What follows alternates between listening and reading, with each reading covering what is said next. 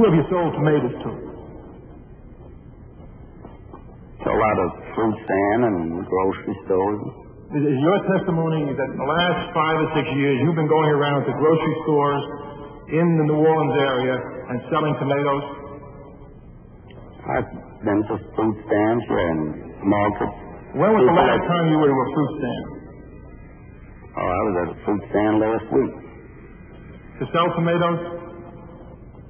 Well, not exactly. I go there to see them, see how they're doing, and I bought some fruits myself. In other words, you were just shopping for some fruit yourself? Yes. I'm asking you about you're supposed to be earning money, according to the information you give the Internal Revenue, of $20,000 approximately a year, yes, selling tomatoes. Now, where do you sell these tomatoes? Supermarkets and grocery and fruit stands. All right, would you tell us the last sale that you made to a supermarket? The last sale I made? Yeah. I don't make sales every day. They're customer mine. You said they were customers of yours. Would you name the largest customer you have? Well, they're all large. I couldn't tell you unless I look at the books. All right, would you tell me one of the customers that you sell tomatoes to? And you're in this business for 6 years. You tell the Internal Revenue Service that you've been selling tomatoes. Now, I want to know who you're selling the tomatoes to. Isn't it a fact that it's a phony job? You don't sell tomatoes at all? This is just a way of legitimizing illegal income? No, sir, it's not a phony job. All right, then tell me who you sell the tomatoes to. I sell to a lot of people in your... You haven't been able to mention one. Can you mention one person you sell tomatoes to? Yeah, who that? Hey, yeah, YouTubers, it is me, Who Dat Pat. I'm gonna let you know, I've been thinking about this video for quite some time, and I've been trying to do my best to get as much information as possible. Many of you know that the Mafia, well, let me take this back a little bit. The United States Mafia was originally started in New Orleans. Now, this is what the records are indicating, and that was the history is saying, back in the 1800s, that the United States Mafia where it started. Though there may be some out there who disagree with that part of it, but there is one powerful man here in the area, and many of you know, and there was quite a few, but Carlos Marcello was one of them, and many of you know him as AKA the Little Man. Mr. Marcello owned quite a few properties. He was a very small man, but very powerful at that, and very smart when it comes to business. Of course, his hands was always deep into his pockets and always had a wad of cash. But there was many businesses that he owned here, and he had a fascination on the West Bank. Now, I'm not sure why he always loved the West Bank, but he had businesses. And in fact, he owned a home here in Marcello, a restaurant in Avondale, and there was also a place off of River Road, which we all gonna go visit those places today. And of course, the last place I do want to visit was his resting place in Metairie Lake Lawn Cemetery. Should be quite interesting, I must say. If this is your first time you watching my channel, I'd like you to do something for me. Hit that subscribe button, ring that bell for notifications, and let's go take in a little bit of a history of Marcello's properties here. Now, this is our very first step, our very first trip here. This is one thing that I have found on the internet that they don't have a whole lot of information on. This house was actually owned by Mr. Marcello. But all I could say is I only found one website that actually owned it. From what I could tell, this was his home.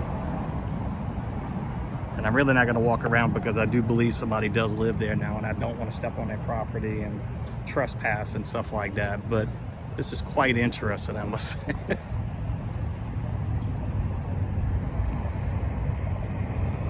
And again, I really don't have a whole lot of information on it. It was right here, right off the expressway. And this is Barataria, the junction US, the Highway 90. And back in the day, none of this was here.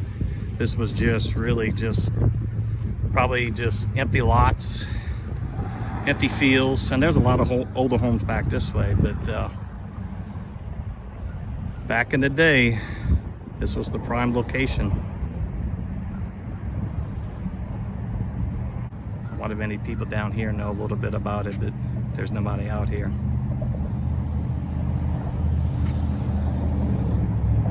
Okay, let's go on to our next spot here.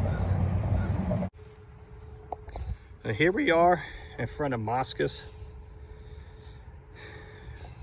This is owned by the Moscas, but there's a couple stories on the internet that kind of make things confusing a little bit to me, because on the actual website itself, it kind of gets into the history of the Moscas, but there's nothing indicating towards Mr. Carlos Marcello. But there are several websites out there that make me wonder what actually happened here and why it became the name. But I do know one thing, though. I do know one thing, that Will's Woods Tavern was the original name, and that Mr. Marcello used to come here with his gang, and this is where they used to hang out and maybe plot things out. I'm not sure, but I do know that Mr. Moscas was the gentleman from Chicago Heights, Illinois, and him and his wife, he came down here and had opened up the restaurant.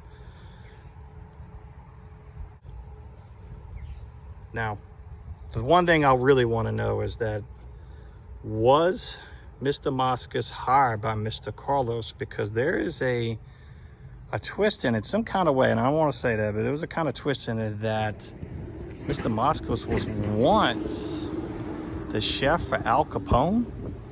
Now, again, I can't say if that's true or not, but the Moscas family says they deny it. So who knows? I'm not sure, but the only person who would know would actually be Mr. Moscas himself or Mr. Carlos. So which one do you believe here? All right, we're gonna head on out. We're gonna go to one more. We got two more places I really want to go, but the bad weather is definitely coming. That is something I'm trying to beat. I'm not trying to rush here, but lately we've just been getting some really bad weather in Louisiana. So we're definitely gonna go across the river. Hopefully I can get to film it before the end here. This location right here was the Beverly Country Club. Now, this is another interesting place. Of course, the building is no longer here. This was actually a mob-run playground for a lot of the Mafia members. Now, again, these places are long gone. Well, this one is, because there was a fire that had broke out back in 1983 on July 7th around 10 a.m.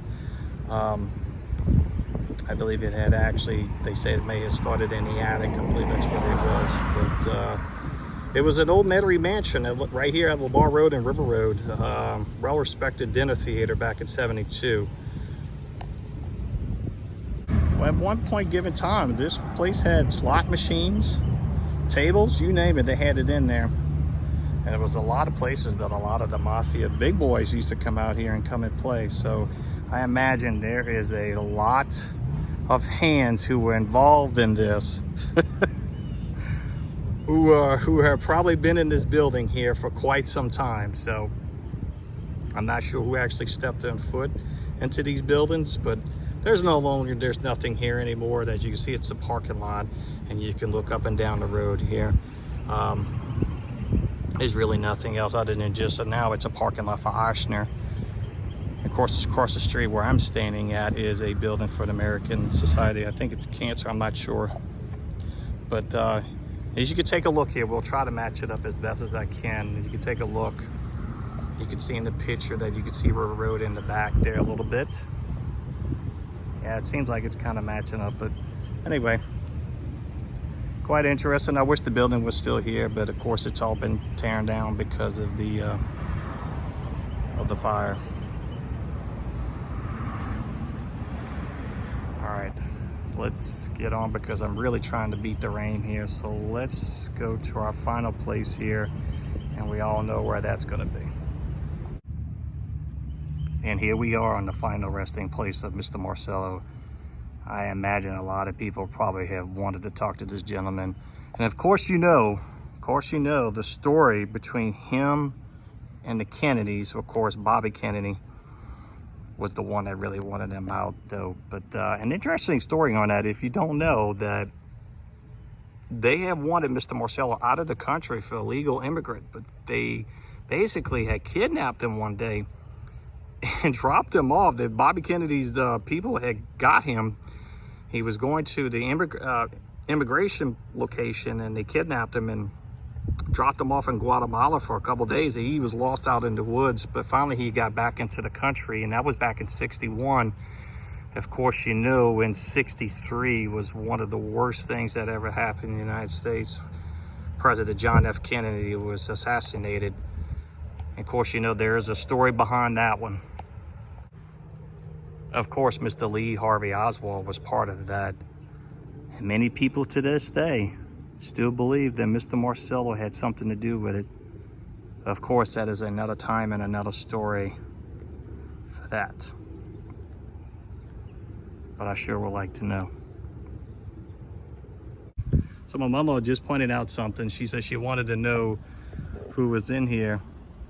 And I haven't looked up the name though, but I am gonna look into it when I get home before I end this video. But she was saying may have all these plots belong to him.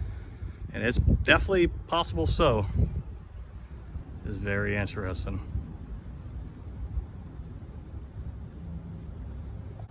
I noticed that there is a wine bottle. And in the wine bottle, there's quarters, nickels. Somebody left a bottle of wine for him. It may have been his special wine with some stones, and I'm not sure what the stones are.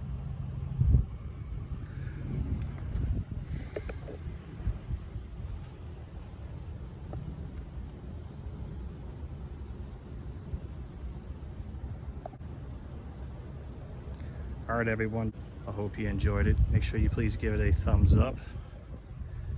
Till next time, here's Who Dat to catch you on the next one.